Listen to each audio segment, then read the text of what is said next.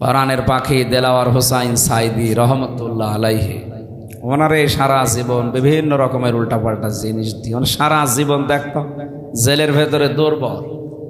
উনি তো শক্ত মানুষ, কিন্তু দুর্বল করে ফেলেছিল। এরপরে ওনার আবার ডায়াবেটিস, শেষে দেখলেন না ইঞ্জেকশন দিয়ে মেরে ফেললেন। অনেকে বলেন না উনি মরে গেছে। কে মরে গেছে? 10 মিনিট ওনার সাথে আমি ছিলাম, এমনি এমনি মরে না। হ্যাঁ, যদিও সারা জীবনে তার দোয়া ছিল আল্লাহুম্মা ইন্নী আসআলুকা শাহাদাতান ফি সাবিলিক, হে আল্লাহ তুমি যাই করো আমাকে শাহাদতের মরণ দিও। এই কারণে জালেমদের হাতে আল্লাহ তাকে শাহাদতের মরণ দিয়েছে, আর যাকে তাকে আল্লাহ শহীদের মরণ দেয় না, কারণ এটা অনেক দামি জিনিস। শহীদ এ শব্দটা শুনতে ছোট, কিন্তু এত দামি এটা। যারা শহীদ হয় তারা মরে না। আলা তাহসাবান্নাল্লাযীনা কুতিলু ফি সাবিলিল্লাহি আমওয়াতা বাল আহইয়াউন ইনদা রাব্বিহিম ইরসাকুন। সূরা আলে ইমরান 169 নম্বর আয়াত। আল্লাহ তাআলা বলেন, হে নবী, যে মানুষগুলো শহীদ হয় এদেরকে আপনি বলবেন না যে মরে গেছে, এমনকি ধারণাও করবেন না। এক জায়গায় আছে ওয়ালা তাকুলু লিমা ইয়ুকতালু, আর এক জায়গায় আছে ওয়ালা তাহসাবান্নাল্লাযীনা কুতিলু। মুখ দিয়ে তো বলবেনও না, অন্তরে ধারণাও করবেন না যে যারা শহীদ হয়েছে এরা মরে গেছে। না, মরে গেছে তো ওই মানুষটা যে মানুষটা জুলুম অত্যাচার নির্যাতনের মাস্টার মাইন্ড ছিল, এরা মরে যায়। কিন্তু শাহাদতের মরণ পেলে মানুষ মরে না, এরা জীবিত থাকে এবং আল্লাহ নিজে তাদেরকে কুদরতের হাতে খাবার খাওয়ায়। সুবহানাল্লাহ বলেন। উনি যদি সত্যিই মারা যেতেন, এই যে আমার পাশে যারা মুরব্বী বসে আছে, এ মানুষগুলোর ঈমান অবশ্যই আছে। কিছু না থাক আল্লাহ একজন আসে, বিশ্বাস নেই। এখন যদি এই বিশ্বাসের উপরে মরে যায়, কবরে থাকবে, ঘুমিয়ে থাকবে, এতটুকু শেষ। এই কথা বলেন মানে, হ্যাঁ? এরপরে 5-7 মিনিট পরে প্রশ্ন করব, যদি বলতে না পারে না এই জায়গায় এসে কানের নিচে দেবো একটা। এ আর কি মারার কথা নিয়ে এসেছে না। উনি যদি এই অবস্থায় ঈমান নিয়ে মারা যেতে পারে, কবরে শুয়ে থাকবে। মাম বাআসনা মিন মারকাদিনা হাযা মা ওয়াদার রহমান ওয়া সাদাকাল মুরসালুন। কিয়ামতে যেদিন সিংহায় ফুৎকার দেওয়া হবে, ফাইদা নুফিখা ফিস-সূর, ওই ফুৎকারের সঙ্গে সঙ্গে উনি চোখ মুখ ডলতে ডলতে উঠবে আর ধমক দেবে, আমারে জাগালেন কেন? আমি তো ঘুমিয়েছিলাম।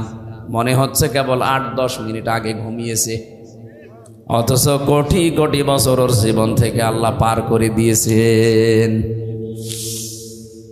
ঘোষণা দেওয়া হবে, এইটাই সেই রহমানের ওয়াদার দিন, কিয়ামত কায়েম হয়ে গেছে, ওঠো। আপনি একটু সামনে দৃশ্যটা নিয়ে আসেন তো নিজের জীবনে, যে এরকম একটা সময় আমাদের সবার সামনে আসবে। কিয়ামতের ওই কঠিন ময়দান যেদিন কায়েম হয়ে যাবে, একটা ফুৎকারে আপনি উঠবেন, চোখ ডলতে ডলতে উঠে দেখবেন যে সবাই দৌড়াচ্ছে ময়দানে, হাসরের ময়দানের দিকে। ফাইদা নুফিখা ফিস-সূরি ফালা আনসাবা বাইনাহুম ইয়াওমাইযিন ওয়ালা ইয়াতাসাআলুন। যেদিন ফুৎকারটা দেওয়া হবে ওই দিনের পর থেকে আল্লাহ পাক কিয়ামত যখন বিচার শুরু করবেন, তখন পর্যন্ত কোনো সম্পর্ক আর থাকবে না। যত রকমের সম্পর্ক দুনিয়া আপনার ছিল, রক্তের বলেন, আত্মীয়তার বলেন, দলীয় বলেন, পৃথিবীর বিভিন্ন সম্পর্ক আমাদের সাথে আছে, এমনকি প্রেমিক প্রেমিকার সম্পর্ক থাকবে না। অনেকে দেখে মাথায় হাত দিয়ে বলে, আল্লাহর কসম করে বলো যে আমারে ভুলে যাবা না। কিসের ভুলে যাবা না?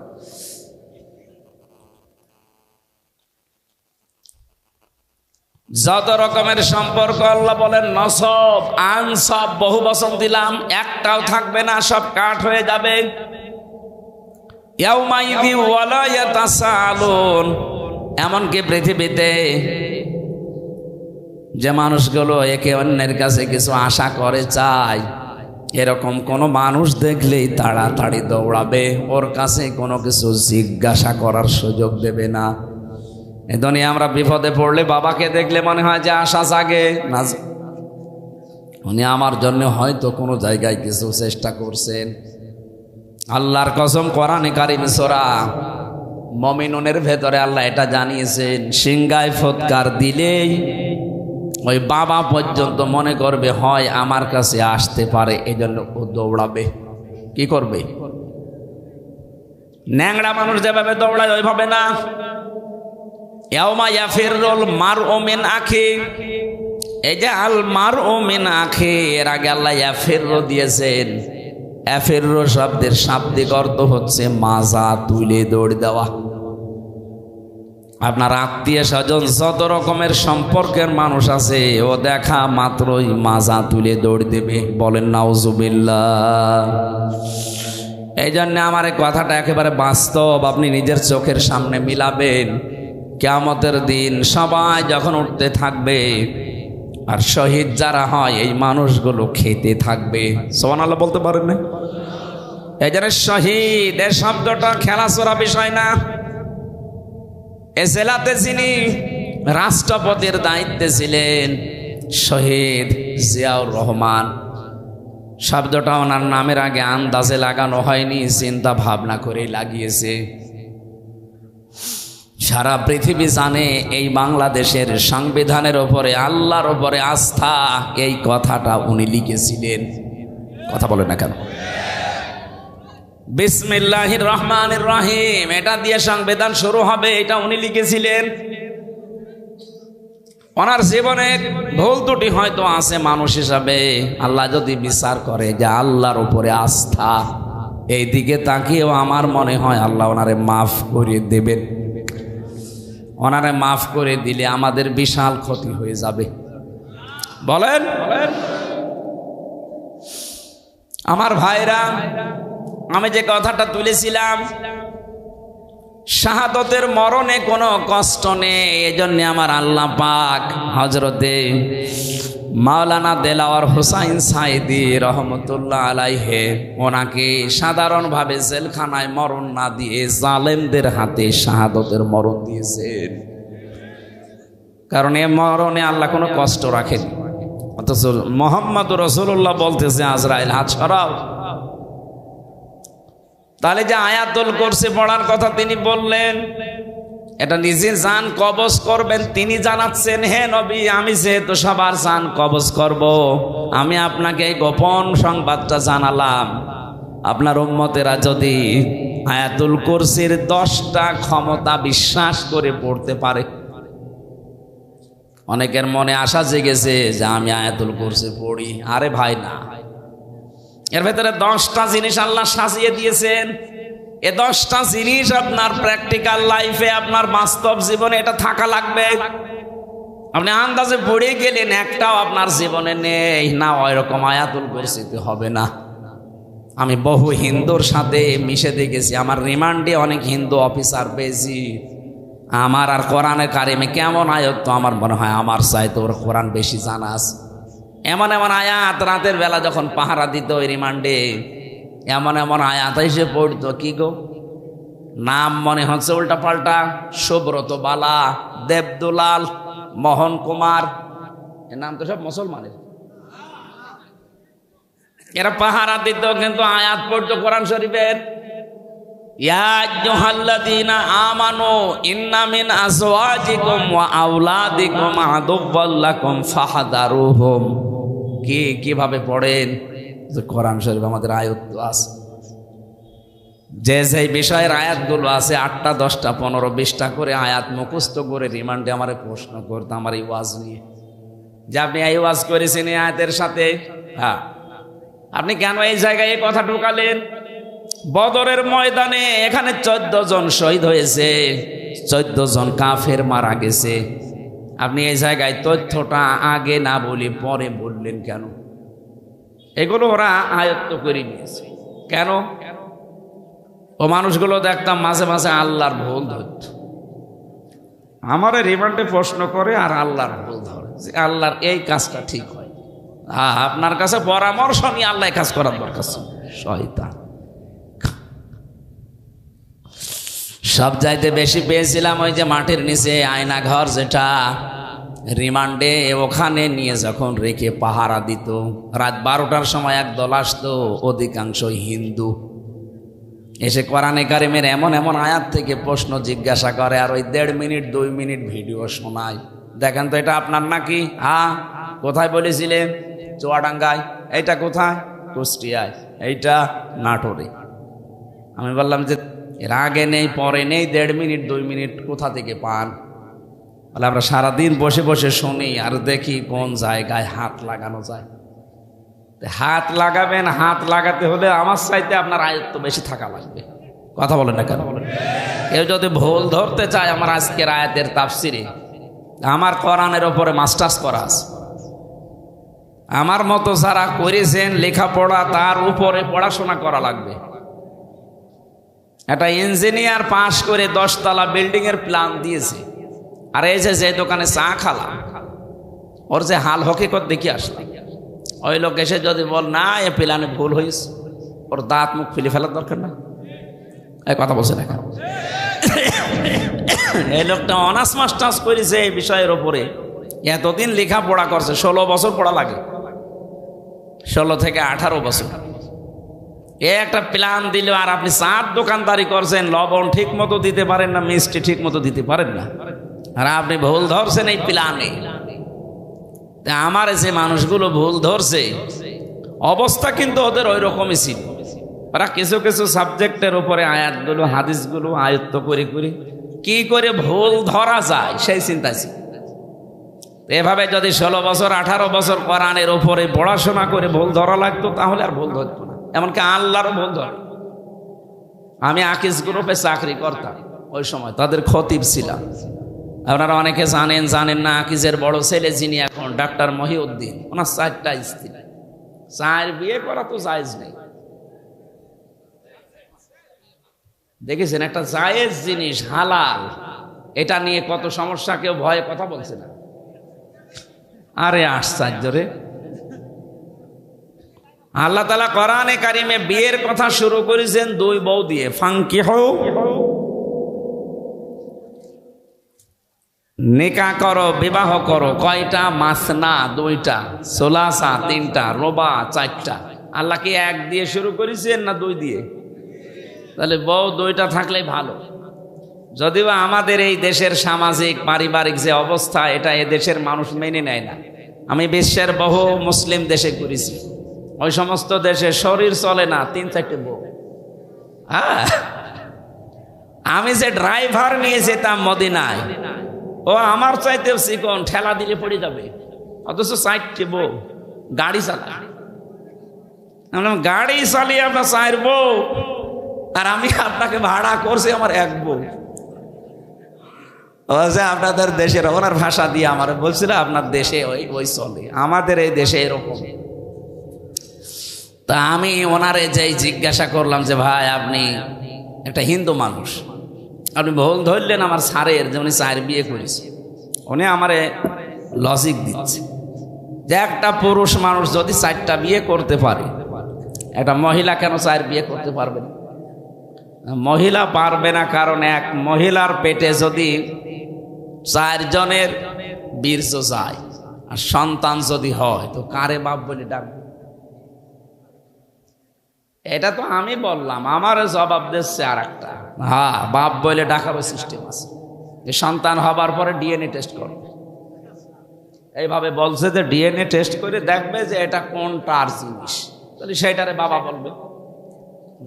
এই তো যুক্তি ঠিক আছে, কিন্তু এই যে একটা জন্ম দিলে না 1 বাবার হয়, 4টা দিলে তো জারজ হয়ে যাবে। কোরআনে কারিমের যে আয়াতগুলো, ওরা আমাদের চাইতে, আমরা তো খালি পড়ছি, এই যে 10টা ক্ষমতার কথা বলছি এমনি না, আমরা পড়ছি ওই মানুষগুলো 10টা ক্ষমতা জেনে পড়তো, কিন্তু বিশ্বাস করতো না। আল্লাহ যে সব কিছুর উপরে ক্ষমতা রাখে এটাও বিশ্বাস করে না, কিন্তু আল্লাহর ক্ষমতা আছে এটাও পড়ে। আল্লাহু লা ইলাহা ইল্লা হুয়াল হাইয়ুল কাইয়্যুম, তিনি চিরঞ্জীব, তিনি চিরস্থায়ী। লা তাখুযুহু সিনাতুন ওয়ালা নাওম, তিনি ঘুমান্ত না, ঘুমের ঝিমকিও তার আসে না। এ পর্যন্ত ওরা পড়ে। তো এর ভেতরে 4টা ক্ষমতার কথা অলরেডি চলে গেছে। সুবহানাল্লাহ বলতে পারেন নাই? কয়টা? এই যে পর্যন্ত পড়লাম, এর ভেতরে 4টা ক্ষমতার কথা আল্লাহর চলে গেছে। উনি চিরঞ্জীব, উনি চিরস্থায়ী। আজ কত মানুষের মারা যাওয়ার পরে চিরঞ্জীব লিখে দিচ্ছে, চিরঞ্জীব মুজিব, নাউজুবিল্লাহ। এই শব্দটা দুনিয়ায় কারো নামে লাগানো জায়েজ নেই। উনি কি মুজিবকে আল হাই ছিল যে চিরঞ্জীব হয়ে গেছে? একজন শুধু চিরঞ্জীব, যার কোনো মরণ নেই। কে বলেন তো? আরো জোরে বলেন। সুতরাং যারা বিভিন্ন জায়গায় এরকম মূর্তি বানিয়ে, ভাস্কর্য বানিয়ে লিখে দিয়েছেন চিরঞ্জীব মুজিব, এটা কোরআনে আয়াতুল কুরসির সাথে সাংঘর্ষিক। কেউ যদি বিশ্বাস করে লেখেন, আপনার ঈমান চলে গেছে। এরপরে যে একটা একটা করে ক্ষমতার কথা আছে, আমি একটু টাচ দেই। যারা আয়াতুল কুরসি পড়লে আজরাইলের হাত থেকে, কষ্টের হাত থেকে বেঁচে যাবেন, উনি যেহেতু নিজে জানিয়েছে আজরাইল, আপনি এই 10টা ক্ষমতা বিশ্বাস করে আপনার জীবনে মিলাবেন, দেখবেন যে আসলে মেলে কিনা। 1 নম্বরে, সব কিছুর উপরে ক্ষমতা কার? আরো জোরে। কিন্তু আমরা অনেকেই বিশ্বাস করি, বগুড়াতেও আছে, ক্ষমতার উৎস এরা বলে জনগণ। না, এটা আয়াতুল কুরসির সাথে যায় না। আপনি যদি এই বিশ্বাস করে থাকেন যে ক্ষমতার উৎস জনগণ, আর আপনি আয়াতুল কুরসি পড়ে, আপনার কথার সাথে আপনার বিশ্বাসের মিল নেই। এই কথা বললেন না কেন? আজরাইলের এই কষ্টের হাত থেকে আপনি বাঁচতে পারবেন? বলেন বলেন। আরে ভাই, আপনাকে আমি বাঁচাতে চাই। আপনারও কবরে যাওয়া লাগবে, আমারও ওই মরণের সামনে সামনে ওই যন্ত্রণা আসতেছে। এটা তো আমি বানিয়ে বলছি না। সূরা নাহাল 14 নম্বর পারা, 9 নম্বর পৃষ্ঠা, 9 নম্বর লাইনের 32 নম্বর আয়াতের তাফসীর বাড়ি যে মিলাবেন। মরণের বিছানায় যখন আছাড় দিয়ে পড়বেন, আল্লাহ তাআলা বলেন, আল্লাযীনা তাতাওয়াফফাহুমুল মালাইকাতু তাজ্জিবিনা ইয়াকুলুনা সালামুন আলাইকুম উদখুলুল জান্নাতা বিমা কুনতুম তা'মালুন। বলেন আল্লাহু আকবার। এখানে আলেম যারা আছে তাদেরকে বলছি, এবার এখানে কয়েকটা গুরুত্বপূর্ণ শব্দ আমি পড়লাম। 1 নম্বরে তাজ্জিবিনা। আল্লাহ পাক বলেন, হামজা যখন বিছানায় পড়বে আষাঢ় দিয়ে মউতের ওই বিছানায়, ফেরেশতারা আগে আসবে। যদি তোমার জানটা পবিত্র হয়ে থাকে, যে তাজ্জিবিনা, তাজ্জিবিন মানে শুধু এই পোশাক আশাক পবিত্র না, শুধু শরীর পবিত্র না, তাজ্জিবিন মানে চিন্তা, চেতনা, বিশ্বাস, এগুলোর পবিত্রতা না। আপনি পবিত্র হতে হলে আপনার চিন্তা পরিষ্কার করা লাগবে, আপনার ভাবনা, আপনার বিশ্বাস, আপনার আকীদা, আপনার কর্মজীবন, আপনার ব্যবসা বাণিজ্য, অর্থনীতি, এগুলো পবিত্র করা লাগবে, পরিষ্কার করা লাগবে, সাফ করা লাগবে। অথচ আজ আমরা পোশাকের পবিত্রতার জন্য, শরীরের পবিত্রতার জন্য, সাফ করার জন্য যত ব্যস্ত, আমাদের বিশ্বাস এবং আকীদা পরিষ্কারের জন্য অত ব্যস্ত না। কথা বুঝতেছেন? আমি আস্তে আস্তে ডোজ নিয়ে যাচ্ছি। যখন আপনি পড়ে যাবেন বিছানায়, আপনার বিশ্বাস, আপনার আকীদা, আপনার চিন্তা চেতনা যদি পরিষ্কার দেখে ফেরেশতারা, না এটা পবিত্র আছে, তখন বলবে সালামুন আলাইকুম, তোমাদের উপরে আল্লাহর শান্তি। উদখুলুল জান্নাহ, ওই যে জান্নাত দেখা যাচ্ছে, প্রবেশ করো। জোরে বলেন সুবহানাল্লাহ।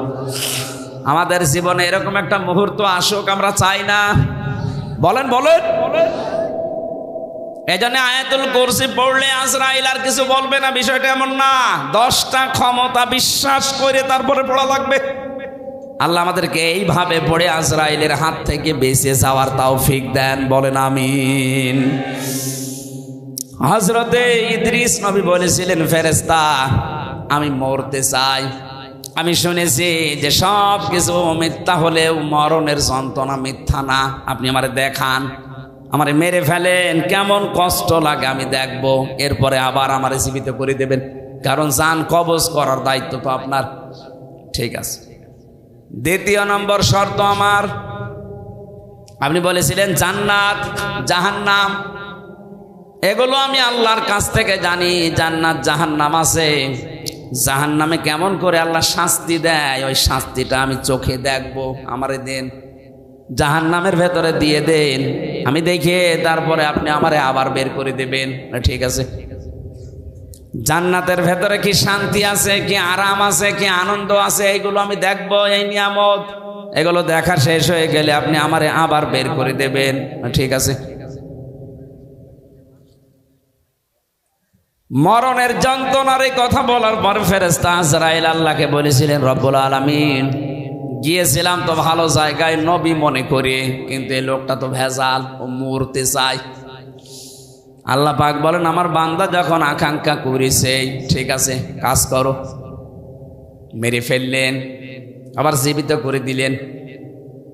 আমি তাফসিরের ভাষায় হাদিসটা পড়তে গিয়ে দেখেছি, এই যে হযরতে ইদ্রিস নবী কিন্তু শক করে মৃত্যুবরণ করেছিলেন।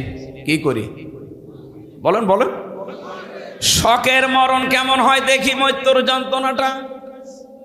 হযরতে ইদ্রিস নবী পরবর্তীতে দুনিয়ার মানুষকে জানিয়েছে, তোমরা জানো এই যে শক করে যে মরতে গেলাম, শকের এই মরণে কেমন কষ্ট হয়েছে। জীবিত ছাগলকে জিন্দা অবস্থায় চামড়া খুলে লবণ দিলে যেরকম লাগে, আমার ওই রকম লাগছিল। ও বগুড়াবাসী, শকের মরণে যদি এই হয়, আমরা যারা মরতে রাজি না তাদের কিছুই হবে না। তারপরও তো তিনি একজন নবী। ঠিক আছে, আপনি আমারে নিয়ে চলেন জাহান্নামে। জাহান্নাম আমি দেখতে চাই কেমন করে আল্লাহ শাস্তি দিচ্ছে। দেখালেন জাহান্নাম গরু ঘর করে আবার বের করে নিয়ে আসলেন, নিয়ে যান আমারে জান্নাতে। জান্নাতের ভেতরে প্রবেশ করিয়ে সব দেখাচ্ছে, সব শেষ হয়ে গেছে। বলছে কি এবার চলেন। হযরত ইদ্রিস নবী ডাক দিয়ে বলে, আল্লাহর ফেরেশতা চলে যাও। আমি যাব না। কেন? কারণ আমি আল্লাহর বাণী এটা জানি, খালিদিনা ফিহা লা ইয়াবগুনা আনহা হিওয়ালা। কোন মানুষ যদি জান্নাতে একবার যেতে পারে, আল্লাহ কোনো দিন তাকে বের করে দেবে না, আর সে বের হতেও চাইবে না। আল্লাহ যখন বলেছে যে বের করে দেবে না, আমি তো চাই না বের হতে, তুমি ডিস্টার্ব করো কেন? চলে যাও। আজরাইল আলাইহিস সালাম বলছে, আল্লাহ তোমার নবী ইদ্রিস তো খুব চালাক। আল্লাহ বলেন, ফিরে আসো, আমার নবী ইদ্রিসের কপালে আমি এইটাই লিখেছিলাম। বলেন সুবহানাল্লাহ। আমি শুধু আলহামদুলিল্লাহ সুবহানাল্লাহ বলার জন্য আপনাকে এখানে বসিয়ে রেখেছি তা না। এখানে শিক্ষা কি পেলাম? হযরত ইদ্রিস নবী কিন্তু যে কোনো কায়দায় জান্নাতে গেছে। কথা বলে না কেন? ওনাকে আল্লাহ বের করে দিয়েছে, আর উনি বের হতে চাচ্ছে। নবীজির কথা অনুযায়ী এটা যদি জান্নাতের বাগান হয়, বিশ্বাস আমাদের আছে না নেই? তাহলে এখান থেকে আমার আল্লাহ আপনাকে বের করে দিচ্ছে, আপনি বের হয়ে যাবেন। এখন যেটা চলে যাবে মনে হবে ও জান্নাত ভালো লাগছে না, এবার যান চলে যান। ওই যে চলে যাচ্ছে, যান যান যান তাড়াতাড়ি যান। আপনি জাহান্নামে যাবেন, জান্নাত ভালো লাগছে না, চলে যান যান। যারা এই ময়দানে এসে সত্যি জান্নাত মনে করে আমরা বসে আছি, যদিও জান্নাতের ভেতরে এরকম পচা লাইট থাকবে না। এরকম লাইট থাকবে, কয়েকটা সামিয়ানা দিয়ে ঘিরে দেবে নাকি? হাদিস হচ্ছে, যাকে সর্বনিম্ন জান্নাত দেওয়া হবে তামাম দুনিয়ার 10 দুনিয়ার সমান। আজ যারা জমি জায়গা হয় না, খালি মানুষেরটা আত্মসাৎ করে, তাদের কত জমি লাগবে, এরকম দুনিয়া 10টা বানিয়ে দেবে। জোরে বলেন আল্লাহু আকবার। এই জন্যে আল্লাহ রসুলের প্রতি যাদের বিশ্বাস আছে, এ দুনিয়া তাদের কাছে তুচ্ছ মনে হয়। আমরা হয়তো ওই পর্যায়ে পৌঁছাতে পারিনি, তাই যার হালকা পাতলাও পৌঁছিয়ে গেছে, শুধু বাংলাদেশ না তামাম দুনিয়াও তার কাছে মশার ঠ্যাঙের মতো মনে হয়। কারণ তামাম দুনিয়া না, এরকম 10টা দুনিয়া আল্লাহ তার ইমানের কারণে তাকে জান্নাতে দান করবেন। আল্লাহ যেন আমাদের এরকম একটা পরিবেশ দেন, বলেন আমিন। দরুদ আর সালাম পাঠ করার মাধ্যমে আমরা কোরআনে কারিমের একটা আয়াত পড়েছি, সূরা নিসা। কোন সূরা?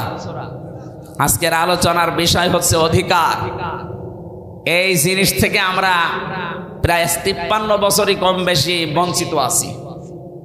অধিকার থেকে আমরা বঞ্চিত না? হযরতে মুআজ ইবনে জাবাল রাদিয়াল্লাহু তাআলা আনহু ইয়ামেনের গভর্নর হয়ে তাকে যখন আল্লাহর নবী পাঠাচ্ছিলেন, ডাক দিয়ে বললেন, মুআজ, আল্লাহর উপরে তোমার যে অধিকার, তোমার উপরে যে আল্লাহর অধিকার তুমি কি জানো? বলছে, না, আপনি ভালো জানেন। নবীজি বললেন, তোমার উপরে আল্লাহর হক হচ্ছে তুমি আল্লাহর একনিষ্ঠভাবে গোলামি করবে, ইবাদত করবে।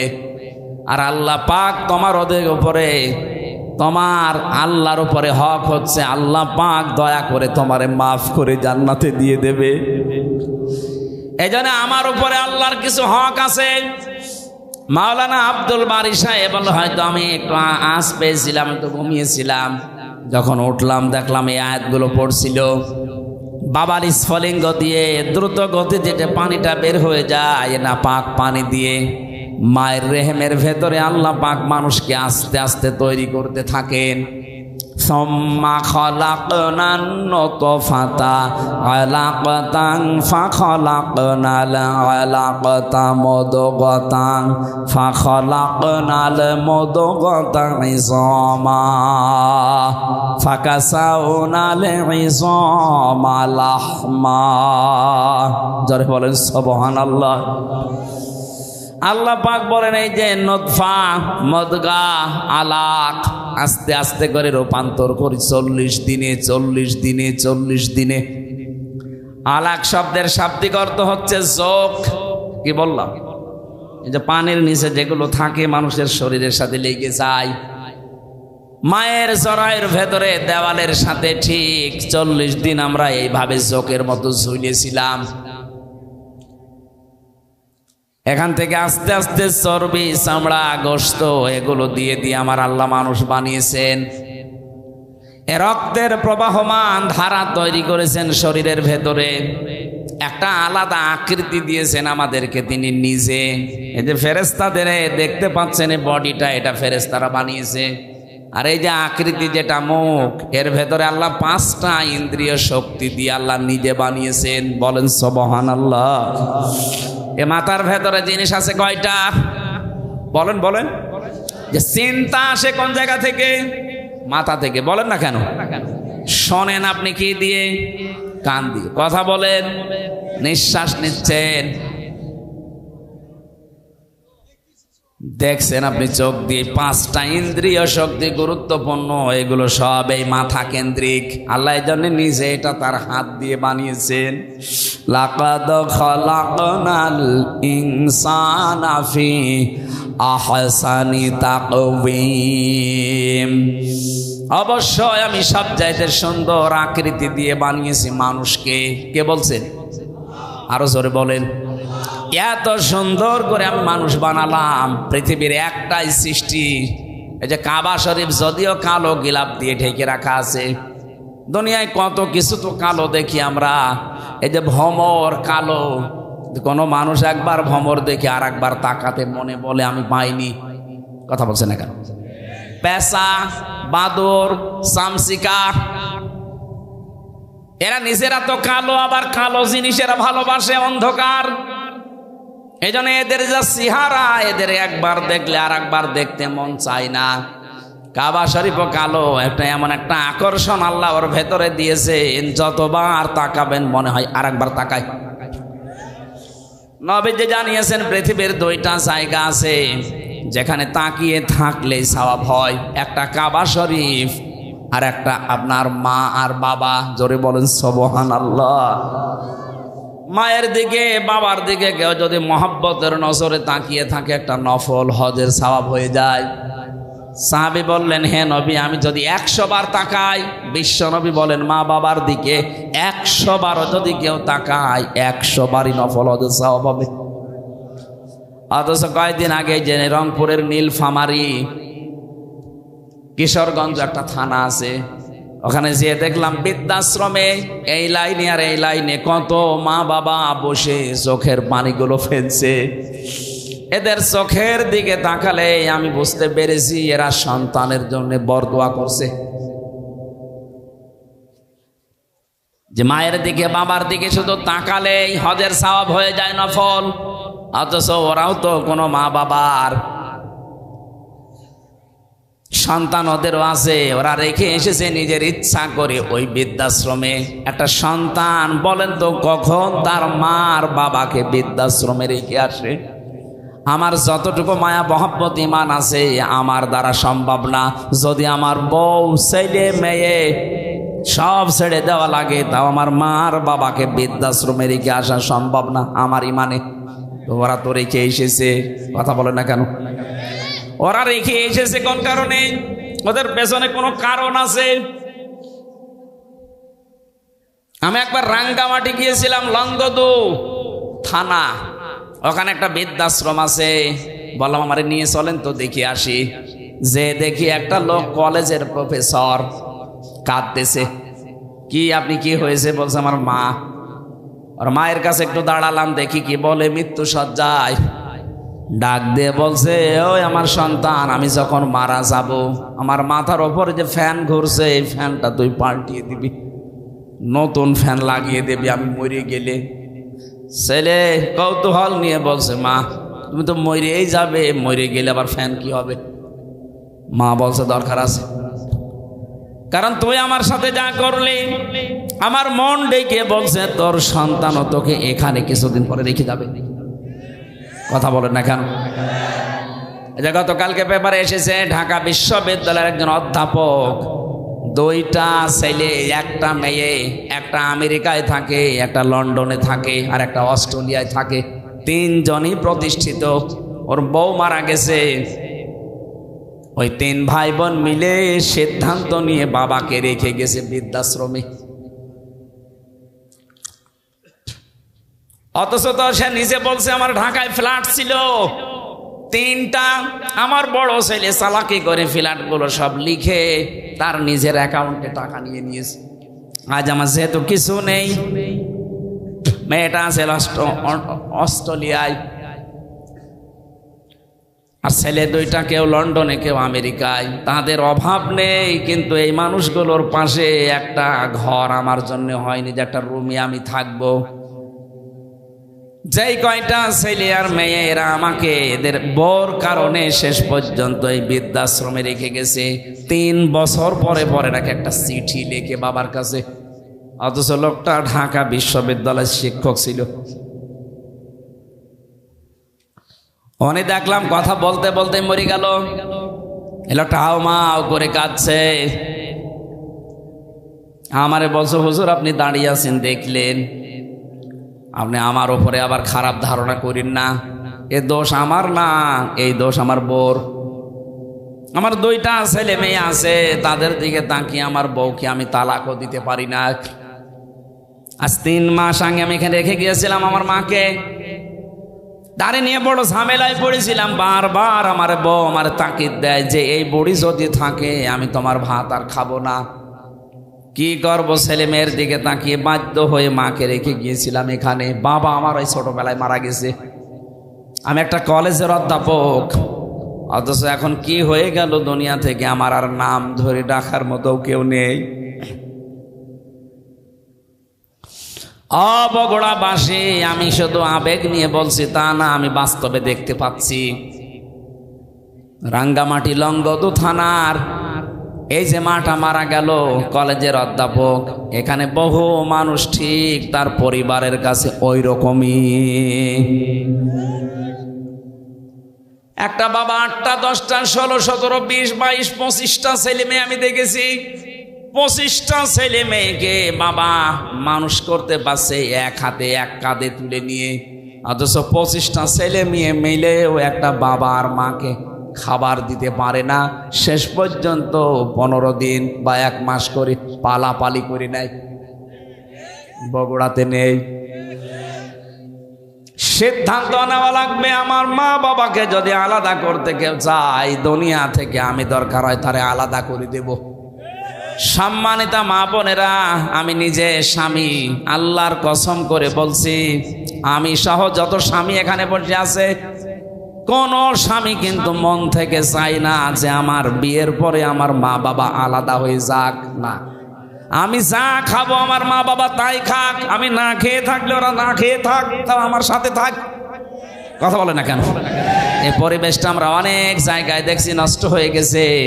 বিয়ে করার কিছুদিন পরেই সন্তান আর পেরে ওঠে না, শেষ পর্যন্ত এই মা বাবাকে হয় আলাদা করে দেয়, নাই বৃদ্ধাশ্রমে দিয়ে দেয়। কথা বলেন ঠিক কিনা?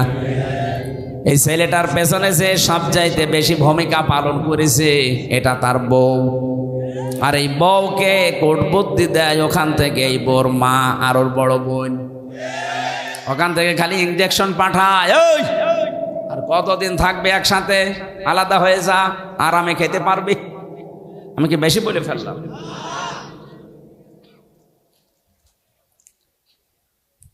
আল্লাহ রাব্বুল আলামিন বলেন, এত কষ্ট স্বীকার করে করে তোর মা তোকে পেটে বহন করে চামড়া গোশত চর্বি দিয়ে যখন একটা আকৃতি তোকে বানিয়ে দিলাম, এই মানুষটাকে আমি আল্লাহ আস্তে করে মায়ের পেট থেকে বের করে নিয়ে আসলাম। খরাজাকুম মিন বুতুনি উম্মাহাতিকুম, মায়ের পেট থেকে আস্তে করে বের করার দায়িত্ব আমার। এই দায়িত্বটা এখন ডাক্তাররা পালন করছে, আল্লাহর উপরে এখন আর নেই। কথা বলে না কেন? আজ 100টার প্রায় 95টা সিজার ছাড়া হচ্ছে না। প্রশ্ন আসতে পারে, তাহলে আপনারা কেন এই স্টেজে যারা বসে আছে এদের কি মা ছিল না, নাকি আকাশ থেকে পড়েছে? এ কথা বলছে না কেন? এদের মাকে তো সিজার করা লাগে নাই, অথচ আমাদেরটা এখন করা লাগছে। আজ অধিকাংশ মানুষের মেয়েদের ভরসাই হয়ে গেছে, না হবে না, ও সিজার করাই লাগবে। আল্লাহ বলছেন, ঠিক আছে তোর দায়িত্ব আমি ছেড়ে দিলাম, যা তোর ওই হাইব্রিড বাচ্চা আমি কেটেই বের করব। কথা বলে না কেন? রব্বুল আলামিন বলেন, আমি যখন আস্তে করে দুনিয়া থেকে নিয়ে আসলাম, কি অবস্থায় তুই ছিলি জানিস? লা তা'লামুনা শাইআ, কিচ্ছু বলতে পারতিস না, শুধু ট্যা ট্যা করে কান্না ছাড়া তোর কোনো ভাষাও ছিল না, আওয়াজও ছিল না। বিজ্ঞান এখন প্রমাণ করছে এই কষ্টটা নিয়ে, কেন কম্পিউটারে সব দেখা যায়। একটা মানুষ সর্বোচ্চ কষ্ট সহ্য করতে পারে 45 ইউনিট। কত? পৃথিবীর প্রতিটি জিনিস পরিমাপ করার যন্ত্র আছে। এই যে প্যান্ডেলটা, এটা কতটুকু, এটা পরিমাপ করার জন্য একটা অস্ত্র আছে না, ফিতা আছে, ফিতা। আপনি কাউকে দেন, সে এই ফিতা দিয়ে মাপ দিয়ে বলতে পারবে এটা কতটুকু। আপনি যদি এইরকম চাউল নিয়ে এসে বলেন এটা মেপে দেন, দাড়ি পাল্লা আছে। কথা বলেন না কেন? এই যে পানির বোতল আছে, এটা লিটার, সিসি, কেজি দিয়ে মাপা হয়। পৃথিবীর প্রতিটি জিনিস মাপ করার জন্য আলাদা আলাদা যন্ত্র আছে। আল্লাহ পাক বলেন, তোর মা তোকে দুনিয়ায় আনতে যে কষ্টটা পেয়েছে, ডেলিভারির কষ্ট, এইটার জন্য একটা পরিমাপের যন্ত্র আছে। এই কষ্টটা পরিমাণ হচ্ছে 45 ইউনিট। এর বেশি হলে পুরুষ মানুষ মারা যাবে। কিন্তু একটা মা দুনিয়ার ময়দানে সন্তানের মুখ দেখতে হলে 57 ইউনিট কষ্ট সহ্য করা লাগে। কত? 45 থেকে 57। আপনি টের পাচ্ছেন? রব্বুল আলামিন বলেন, আস্তে আস্তে যখন তোকে এভাবে নিয়ে এসে কথা বলা শেখালাম, খাওয়ালাম, এভাবে হামজা বানালাম, তোর প্রতি আমার কিছু দায়িত্ব আছে। আমি তোকে যা যা দেওয়ার সব দিয়ে দিয়েছি, এখন তোর ওপরে আমি আল্লাহ কিছু চাই। চাই এইটা, ওয়াবুদুল্লাহ, তোরা আমার ইবাদত করবি। কার? মানে ইবাদতটা কি, এইটাই আমরা অনেকেই জানিও না, মানিও না। অনেকে মনে মনে ভাবে না, আবার জেনে ফেললে আবার কাজ করা লাগবে, জানি না তাই মানি না, ভালো আছি না। একটা সাফ কথা শোনেন, ইসলামের কোন নিয়ম নীতি যদি আপনি জানেন কিন্তু মানেন না, তাহলে আপনার একটা গুনাহ হবে। কয়টা?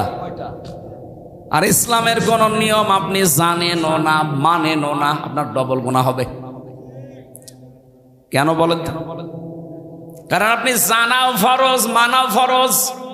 জানার ফরজ আপনার আদায় হয়েছে, মানার ফরজ আদায় হয়নি, এজন্য গুনাহ হবে কয়টা? কিন্তু আপনি জানেনও না, মানেনও না। আপনার জানার ফরজ যেহেতু আদায় হয়নি, মানার ফরজও আদায় হয়নি। এজন্য যারা বলে জানার নাম ইসলাম না, মানার না ইসলাম, এটা একটা শয়তানি। আপনি না জানলে মানবেন কি করে? এলাকায় বহু মানুষ আছে সুদ খায় কিন্তু জানে না এই ধান্দায়। ও মনে মনে ভাবে আল্লাহর কাছে আমি বলবো, আল্লাহ আমি জানতাম না। কথা বলছেন এখন? এই যে যারা টাকা ছেড়ে রাখেন, 1000 টাকা ছেড়ে দেয়, 1 মাস পরে 1200 টাকা করে নেয়, এটা যে সুদ হয় অনেকে জানে না। না, আপনি বলবেন যে আমি জানি না, এই যতদিন বলবেন যে আমি জানতাম না ততদিন আপনার অসুবিধা নেই, কিন্তু যেই বলবেন আমি জানতাম, তিনি যেই নিয়ে করলেন কেন? এই ধারণা আমাদের ছিল যে জানতাম না তাই আল্লাহকে বলবো আমি জানি না তাই মানি না। না, আপনার গোনা হবে ডবল। আপনি জানেন না কেন? আমি কি জেনে এসেছি? আমার জানা লেগেছে। এই কথা বলছেন না কেন? এই এলাকায় হয়তো এই গোনা এখনো আরম্ভ হয়নি। এই যে টাকা ছেড়ে রাখে টাকা আসে, কিন্তু অনেক জেলায় এটা আছে। এই এলাকায় যারা এই কাজ করছেন, টাকা ছেড়ে রাখেন আর টাকা আসে, এটা প্রকাশ্য সুদ। মায়ের সাথে জেনা করার মতো গোনা করছেন আপনি। এটা ছেড়ে দেওয়া লাগবে। কারা কারা এই গোনা ছেড়ে দেবেন? হাত তোলেন তো। এই এলাকায় তো সব 180 মাইল বেগে। ঠিক আছে, আপনারা এই এলাকায় তো প্রায় সবই মায়ের সাথে জেনা করছেন। সে না খেয়ে থাকেন, না খেয়ে মরে যান, তারপরও জাহান্নামে যাওয়া লাগবে না। কিন্তু মায়ের সাথে জেনা করে গেলে জাহান্নামে শুধু না, ইদাফ লাহুল আযাব ইয়াউমাল কিয়ামা, জেনাকারীদের শাস্তি ডবল হবে। কয়টা বলেন? তাহলে এই গোনাটা এখনো পর্যন্ত আপনার এলাকায় আছে, আর আপনি নামাজ পড়েন, রোজা রাখেন, হজ করে আসেন। কিসের হজ করেন? আজকেই সিদ্ধান্ত নিয়ে বাড়ি যাবেন যে না, আমি আর এই গোনার সাথে নেই। টাকা যা ছেড়ে রেখেছি, আগামী মাস থেকে টাকা শুধু 1000 দিলে 1000ই নেব, 1200 নেব না। পারবেন না ভাই? এটা যদি আপনি নাই পারেন তো কেন কষ্ট করে রাতের বেলা বসে আছেন? আপনি বাড়ি যেয়ে ঘুমান, আর আপনার আমল নামায় উঠতে থাক, আপনি এই জায়গায় লেখা উঠবে আপনি মায়ের সাথে জেনাকারী। বলেন নাউজুবিল্লাহ। কুষ্টিয়ার বড় বাজারে দেখলাম আসরের নামাজ পড়ে গেল, আমার সাথে নামাজ পড়ে দোকানের সামনে দিয়ে ঘুরতেছে, আর কে টাকা দেয়, টাকা নিয়ে কি লেখে, কি গো নামাজ পড়ে আসলো আর এই লোক এত টাকা পায়। চলে যাওয়ার পরে দোকানদারকে বললাম, ভাই কিসের টাকা দিলেন? হুজুর বলা যাবে না। বলা যাবে না মানে? প্রতি মাসে মাসে উনি একবার করে এখানে আসে, আল্লাহরে ওলি টাকা নিয়ে যায় আমার কাছে, 10,000 করে আমারে টাকা দেয় মাসে মাসে, আর 1,000-এ 100 টাকা করে বেশি। এটা কি সুদ? বলেন না কেন? এগুলো স্বর্ণের দোকানে দেখলাম বেশি দেয় ওরা।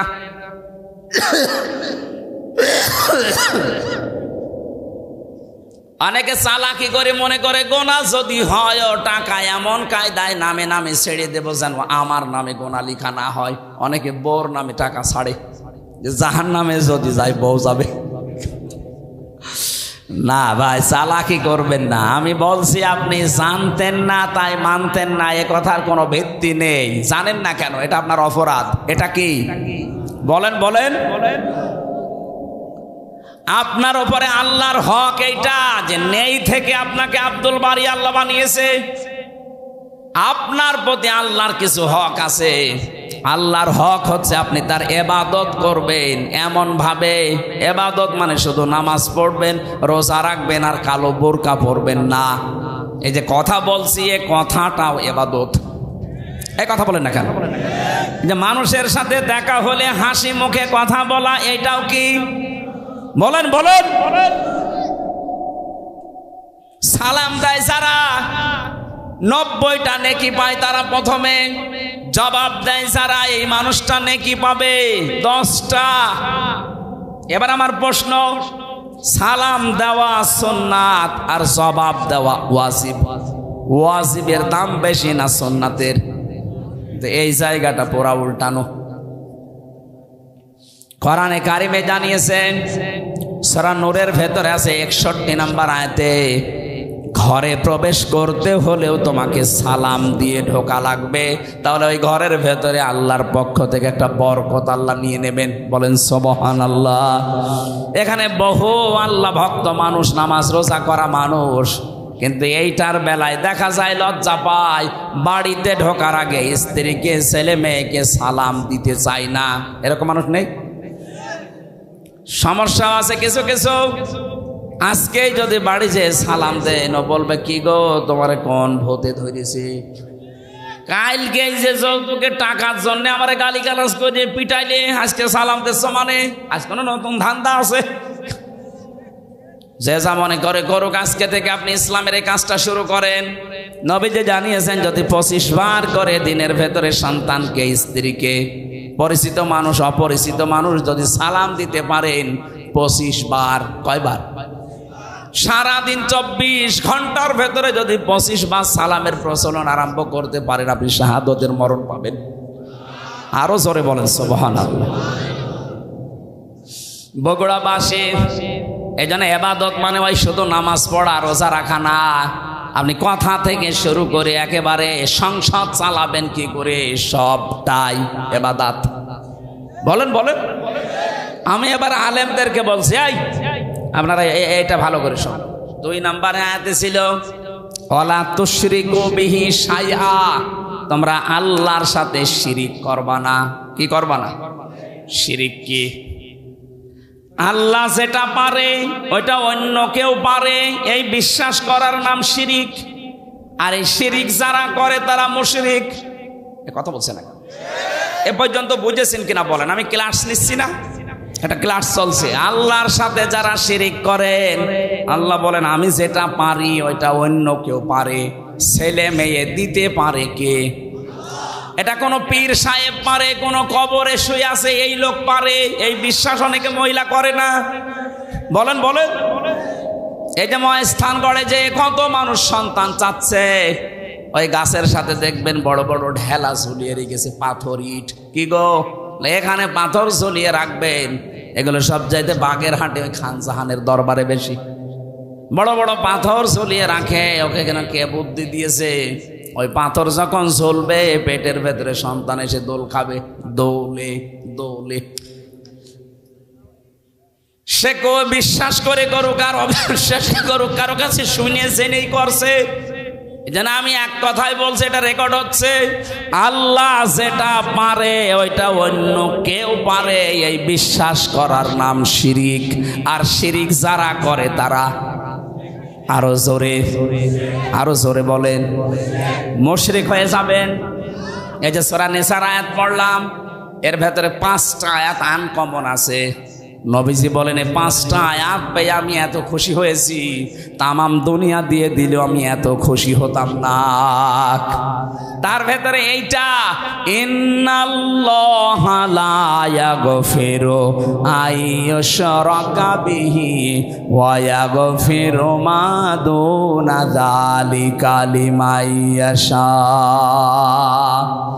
এ পৃথিবীর সব গুনাহ আল্লাহ ইচ্ছা করলে মাফ করে দিতে পারেন, কিন্তু শিরিক করলে তার মাফ নেই। কে বলছেন? আরো জোরে বলেন। এবার আসেন আমি একটা একটা করে দিচ্ছি।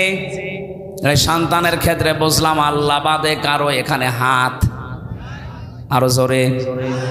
ক্ষমতায় দিতে পারে আল্লাহ ছাড়া অন্য কেউ, কিন্তু যারা বলে জনগণ তাদের ঈমান আছে, ঈমান আছে কিন্তু শিরিকপূর্ণ ঈমান।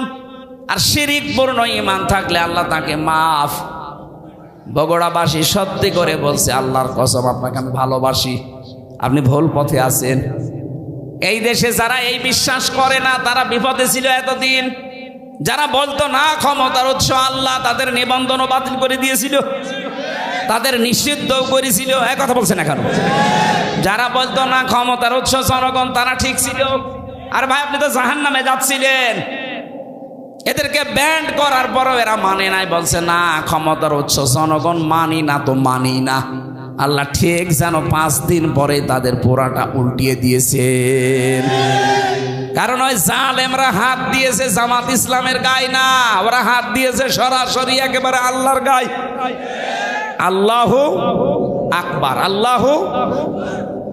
আপনি এই জায়গায় বলেন যে আল্লাহ সব কিছুর উপরে, আর এই ক্ষমতার মতো একটা ছোট্ট জিনিসের কাছে এসে বলছেন না এইটার মালিক আল্লাহ না জনগণ।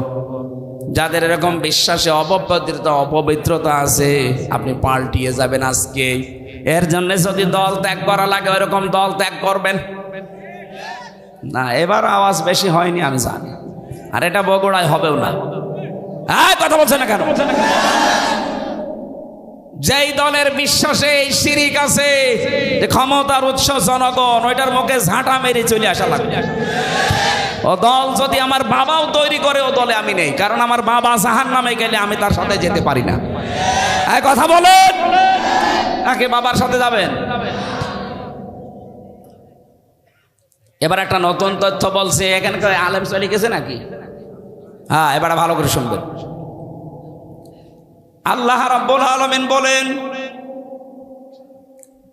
ওয়ামান দাখালাহু কানা আমিনা।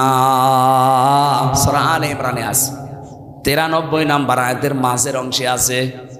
রব্বুল আলামিন বলেন, এই যে কাবা শরীফের যে চত্বরটা, এখানে কেউ প্রবেশ করলে তাকে আল্লাহর নিরাপত্তা দিয়ে দেয়। কে? কেন? ফিহি আয়াতুম বাজ্জিনাতুম, এখানে আল্লাহর বিভিন্ন নিদর্শন আছে। মাকাম ইব্রাহিম, একটা নিদর্শনের নাম মাকাম ইব্রাহিম, যেটা লিফট হিসাবে ব্যবহার করে ওই পাথরের উপরে দাঁড়িয়ে দাঁড়িয়ে ইব্রাহিম আর ইসমাইল নবী কাবা ঘর বানিয়েছিলেন। এই যে লিফট আবিষ্কার হয়েছে এই পাথর থেকে, দাঁড়ালে এই লিফটের মতো চলে যেত উপরে। আবার যখন মনে করতেন আমি নেমে পাথর আবার নিতে চাই, তখন আবার নিচে নেমে পড়তো। যারা হজে গেছেন দেখেছেন, কাবার পাশে কয়েক হাত ধরে হযরতে ওমর ওই পাথরটা ওখানে রাগিয়ে রেখেছেন, আগে কাবার সাথে ছিল। এখন মানুষের সুবিধার্থে এটা করা। আল্লাহ পাক বলেন, এই চত্বরের ভেতরে আল্লাহর বহু নিদর্শন আছে। তার এক নাম্বার নিদর্শন, ইন্না আউওয়ালা বাইতি উযিআ লিন-নাস লাল্লাযী বিবাক্কাতা মুবারাকাও ওয়া হুদাল লিল আলামিন। পুরাতন প্রাচীন একটা নাম মক্কা শরীফের বাক্কা। কি নাম? এই মক্কার নাম ছিল বাক্কা। এই বাক্কায় পৃথিবীর প্রথম ঘর আল্লাহ প্রতিস্থাপন করে দিয়েছেন, তার নাম কাবা। নাম কি? এই ৭৫-এর ভেতরে কেউ গেলে তাকে নিরাপত্তা দিয়ে দেয়, শান্তি স্বস্তি, সে নিরাপদ হয়ে যায়। কে? আরো জোরে বলেন। আমি কেন এটা বলছি বারবার বলেন তো? আমি এটা বোঝাতে চাই, কাবা শরীফের চত্বরটা আল্লাহ এমন নিরাপদ বানিয়ে দিয়েছেন, অথচ ওই এরিয়ার বাইরে গেলেই অনেক উল্টাপাল্টা কাজ চলছে, রাহানাজানি চলছে, ছিনতাই চলছে, মারামারি চলছে, রক্তপাত চলছে, ধোঁকাবাজি চলছে। কিন্তু কাবার চত্বরের ভেতরে কোনো মারামারি রক্তপাত, বলেন বলেন, এমনকি কেউ বাবার হত্যাকারীও যদি দেখে কাবার চত্বরের ভেতরে, না, নরম হয়ে যায়, বলে না এখানে মারা যাবে না, বাইরে চলেন। তারপর এই যে বারবার আমি কথাটা তুলছি এই কারণে, এখানে যেহেতু আল্লাহর বিধান মতো মানুষ চলছে, এই কারণে জায়গাটা পরিপূর্ণ নিরাপত্তা দিয়ে বেষ্টন করা। এদিকে থাকা, থাকান এদিকে। কাবার এই চত্বরটা বিধান চলে কার? এজন্য জায়গাটা নিরাপত্তা দিয়েছেন কে? কাবা শরীফ থেকে বাংলাদেশের দূরত্ব ৬,০০০ কিলোমিটার। এইটা তো আর কাবা না, কথা বলে না কেন? তাহলে এই ৫৬,০০০ বর্গ মাইলের বাংলাদেশ যদি কেউ নিরাপত্তা চাদর দিয়ে ঢেকে রাখতে চায়, এখানেও ছিনতাই হবে না, এখানেও রক্তপাত হবে না, এখানেও ধোঁকাবাজি হবে না। ওখানে যেমন আল্লাহর বিধান কায়েম করার মাধ্যমে আল্লাহ নিরাপত্তা দিয়েছেন, এই ৫৬,০০০ বর্গ মাইলে আল্লাহর বিধানটা কায়েম করে দেন, ঠিক কাবা শরীফের মতো হয়ে যাবে। এটা আমি বানালাম না, সূরা আনামের ৮২ নম্বর আয়াতে এই তথ্যটা আছে। আল্লাযীনা আমানু ওয়া লাম ইয়ালবিসু ঈমানাহুম বিযুলমিন উলাইকা লাহুমুল আম। আল্লাহ পাক বলেন, এই যে মানুষগুলো এইভাবে আল্লাহর কুদরতি আঙ্গুল এই বগুড়া ধনুটের দিকে তাকিয়ে বলছে, এই যে এই মানুষগুলো আল্লাহর পক্ষ থেকে নিরাপত্তা পাওয়ার হকদার। কারা? যারা তাদের ঈমানের সাথে শিরিক মিশ্রণ করে না। এখানে জুলুম মানে শিরিক।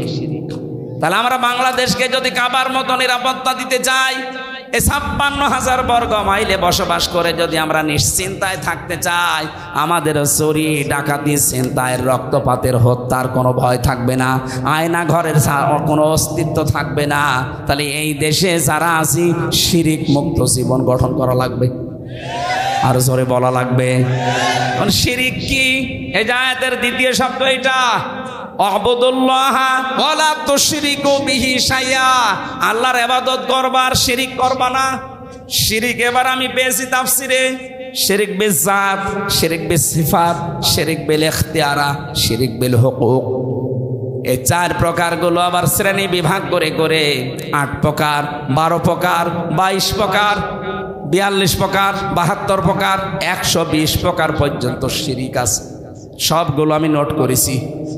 এক একটা বিষয়ের উপরে এত কথা আল্লাহ লুকিয়ে রেখেছে, যত গবেষণা করবেন তাফসীর আকারে তত বের হবে।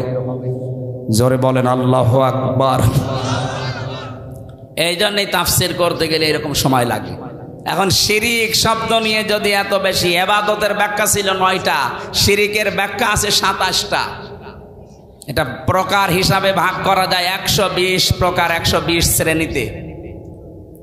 এতগুলো শিরিক থেকে যদি সত্যি আমরা মুক্ত হতে পারি দেশের মানুষ, আমরা তো চেষ্টা চালাচ্ছি। আমাদের বিশ্বাসে শিরিক থাকবে না, আমাদের আকীদায় শিরিক থাকবে না, আমাদের সমাজে শিরিক থাকবে না, আমাদের সংসদেও শিরিক থাকবে না। সংসদে একটা শিরিক ছিল, আল্লামা দেলাওয়ার হোসেন সাইদি রহমতুল্লাহ আলাইহি ওটা তুলে দিয়েছেন। এই যে মাথা নিচু করে ঢোকা লাগতো, মাথা শুধু নিচু হবে কার সামনে? ওই স্পিকারের সামনে এভাবে যাওয়া লাগতো আগে, মাথা নিচু করে। উনি বলেছে না, মুসলমানের এই দেশে এই শিরিক চলতে দেওয়া যায় না, সিস্টেম করে ওইটা বাদ দিয়ে দিয়েছে। এখন আর ওইভাবে যাওয়া লাগে না। কিন্তু 15.5 বছরের দিকে তাকান, এই দেশটা যেন মানুষ মুশরিক হয়ে যায় ওই দাদা বাবুদের মতো। ওরা সর্বাত্মক চেষ্টা চালাচ্ছিল। কোথাকার কোন বাবার ছবি বিভিন্ন প্রতিষ্ঠানে টাঙিয়ে টাঙিয়ে সম্মানের জায়গায় রেখে দিয়েছে, ছেলে মেয়েরা এইভাবে করে করে পূজা করতো, আমি নিজে দেখেছি। একটা জাতিকে মুশরিক বানাতে পারলে তাকে অনিয়ন্ত্রিত করে ফেলা যায়।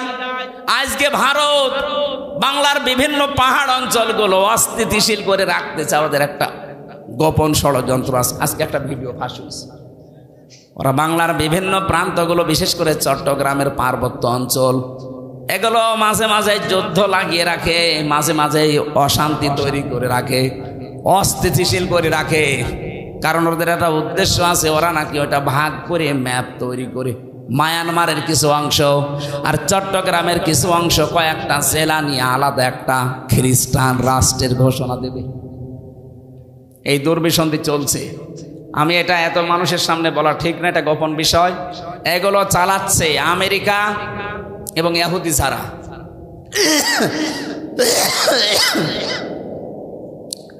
এদের এই গোপন ষড়যন্ত্র যদি বাস্তবায়ন হয়ে যায়, এই যে উপদেশটা 3 বার পাল্টিয়ে গেল, ডক্টর মোহাম্মদ ইউনূস থেকে একবার, এরপরে আবার কয়েকজন, এরপরে কয়েকদিন আগে আবার 3 জন। এগুলো এমনি এমনি করছে না, একটা দুর্বিসন্ধি আছে। সব চাইতে ভয়ঙ্কর এর ভেতরে এই ফারুকি, এই লোকটা মেয়েতে মেয়েতে, ছেলেতে ছেলেতে বিয়ে করা, এই যে সমকামিতা, এটা প্রমোট করে। এইগুলো নিয়ে সে সিনেমাও বানিয়েছে। এই যে পরকীয়া প্রেম করে মানুষ উদ্বুদ্ধ হয় কি করে, সে তার নিজের স্ত্রী তিশাকে এই সিনেমায় কাজে লাগিয়েছে। 3rd person singular number, bachelor, আমি উপন্যাস পড়েছিলাম, ওইগুলো দেখছে এখন সিনেমা বানাচ্ছে। আমার বিশ্ববিদ্যালয়ে থাকাকালীন একটা অভ্যাস ছিল, ক্লাসের পড়া যাই হোক, আমি উপন্যাস পড়তাম খালি। এই দেখেছিলাম ওই সময়, ওইগুলো দিয়ে দিয়ে এখন নতুন নতুন সিনেমা তৈরি করছে। আর এগুলোর লেখক যারা, আমি ওই লেখকের নাম নিতে ঘৃণা করি। ওই মানুষগুলো যা করে গেছে, পরকীয়া প্রেমের মাধ্যমে পুরা একটা সংসার জাহান্নামী হয়ে যায়। 2, 3, 4, 5 সন্তানের ছেলে মেয়ের মা সব রেখে আল্লাহর রাস্তায় চলে যাচ্ছে। কথা বলছে না কেন? ও বলছে ঠিক, ওটা আল্লাহর রাস্তা, শয়তানের রাস্তা না। পরকীয়া প্রেমে যারা আছেন, আপনি আজকেই তওবা করে ওই মোবাইল নাম্বার ওই বান্ধবীর বলেন আর ওই পরকীয়া প্রেমিক প্রেমিকার এক্ষুনি ডিলিট করে দেবেন। ও বলছে ঠিক, তার মানে ওর মোবাইলে আছে। ওই এদিকে আস। আয়াতের দ্বিতীয় কথা ছিল, রব্বুল আলামিন বলেন, হে পৃথিবীর মানুষেরা, ওয়াল জারি দিল কুরবা ওয়াল জারিল জুনুবি ওয়াস সাহিবি বিল জামবি ওয়াবনিস সাবিল। পৃথিবীর ময়দানে যারা আত্মীয় স্বজন আছে, প্রতিবেশী হোক আর অনাত্মীয়, তাদের সাথে মিলমিশ করে চলবা, ভালো ব্যবহার করবা। আজ হাজারো মানুষের কারণে প্রতিবেশী অশান্তিতে আছে, অথচ লোকটা নামাজ পড়ে। কথা বলে না কেন? আরে প্রতিবেশী মানে আপনার বাড়ির পাশে সে আছে, শুধু সে না, আপনি বাসে যাচ্ছেন বগুড়া থেকে ঢাকা পর্যন্ত, এই যে 4-5 ঘন্টা সময় লাগবে, আপনার পাশের সিটে যে আসে সে 5 ঘন্টার প্রতিবেশী। বলেন বলেন, আপনি সিট এমন ভাবে কাজ করে নিয়েছেন যে সে পা রাখবে সেই জায়গাও নেই না, আপনি প্রতিবেশীকে কষ্ট দিতে পারেন না। এত বেশি কথা জিবরাইল নবীকে প্রতিবেশী সম্পর্কে শোনাতেন। নবীজি বলেন, আমার মনে হচ্ছিল আমার জমি জায়গার ভাগ, এই মিরাস, এইটাও নাকি প্রতিবেশীকে দেওয়া লাগতে পারে নাকি। আবার বলেন তো, এত গুরুত্ব স্যার তাদের সাথে আজ আমাদের সম্পর্ক তা কুমড়ার। এগুলো টাউনে তো আরো বেশি, গ্রামেও আছে। মুরগিতে ধান খেয়েছে, এই নিয়ে প্রতিবেশীর সাথে গন্ডগোল। বলেন বলেন, অমা মালাকাত আইমানুকুম, সাবধান, নিজেরা অধীনস্থ যারা আছে তাদের সাথে খারাপ ব্যবহার করবা না। নবীজির জীবনের শেষ কথা 2টা, তিনি বলেছিলেন as-সালাত as-সালাত, অমা মালাকাত আইমানুকুম as-সালাত। উম্মতেরা, আমি তোমাদের রেখে গেলাম, যাই করবা করবা, নামাজ ছাড়বা না। আর অধীনস্থ যারা আছে, কাজের লোক, মেয়ে ছেলে যাই বলেন, তাদের সাথে ভালো ব্যবহার করবা। নবীজির জীবনের শেষ কথা এইটা। আল্লাহ আমাদেরকে আয়াতটা বাস্তব জীবনে মেনে নেওয়ার তৌফিক দেন, বলেন আমিন। আল্লাহুম্মা আমিন। লা ইলাহা ইল্লা আনতা সুবহানাকা ইন্নী কুনতু মিনাজ জালিমিন। ও মাবুদ, আমার কণ্ঠে ব্যথা করছে, চাতক পাখির মতো তোমার বান্দারা শুনছে। আমরা কোরআনে কারিমের আয়াত থেকে যতটুকু শিক্ষা পেয়েছি, বাস্তবে আমল করার তৌফিক দাও। শিরিক মুক্ত বাংলাদেশ, জুলুম মুক্ত বাংলাদেশ গঠনের মাধ্যমে এটাও তুমি কাবার চত্বরের মতো নিরাপত্তা দিয়ে ঢেকে দাও। এ মাহফিলের আয়োজন করতে গিয়ে যারা শ্রম দিল, এই যুবকগুলোকে কবুল করো। যত মানুষের সাথে ইনভলভ আছে, আল্লাহ এদেরকে অমরের মতো বানিয়ে দাও। সম্মানিতা মা বোনদেরকে কবুল করো। রব্বুল আলামিন বহু কষ্ট স্বীকার করছে আজকের এই অনুষ্ঠানের জন্য যারা, মা বোনেরা সহ প্রত্যেককে তুমি তার স্ব জায়গায় পুরস্কার দিয়ে দাও। মাওলানা আব্দুল বারী রশিদি আমার বড় ভাইকে কবুল করো, তার সন্তান 2টাকে মঞ্জুর করো। মাওলানা হুসাইন তার বাবাকে হারিয়েছে, মাফ করে দাও। আল্লাহ তাআলা, জালেমের জিন্দানখানায় 3টা বছর আমি বন্দী ছিলাম, আমি অসুস্থ হয়ে পড়েছি, আমার শরীরটা তুমি আগের অবস্থায় স্বাভাবিক করে দাও।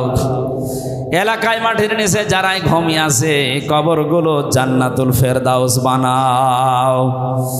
আল্লাহ তাআলা, কোন জালেম যেন কিয়ামতের আগে বাংলার চেয়ারের বসতে না পারে, সেই ব্যবস্থা করে দাও। যারা দায়িত্বে আছে তাদেরকে সততা দাও, তাদের ভেতরে, তাদের কলিজায় জাহান্নামের ভয় তুমি ঢুকিয়ে দাও। রব্বুল আলামিন, আমি আবার বলছি, আমার কণ্ঠটা তুমি ছেড়ে দাও। বারাকাল্লাহু লানা ওয়া লাকুম ফিল কোরআনিল আযীম। মরণ যখনই আসবে, একবার হলেও যেন আমাদের এই জবানে জারি হয়ে যায়, লা ইলাহা ইল্লাল্লাহু মুহাম্মাদুর রাসূলুল্লাহ।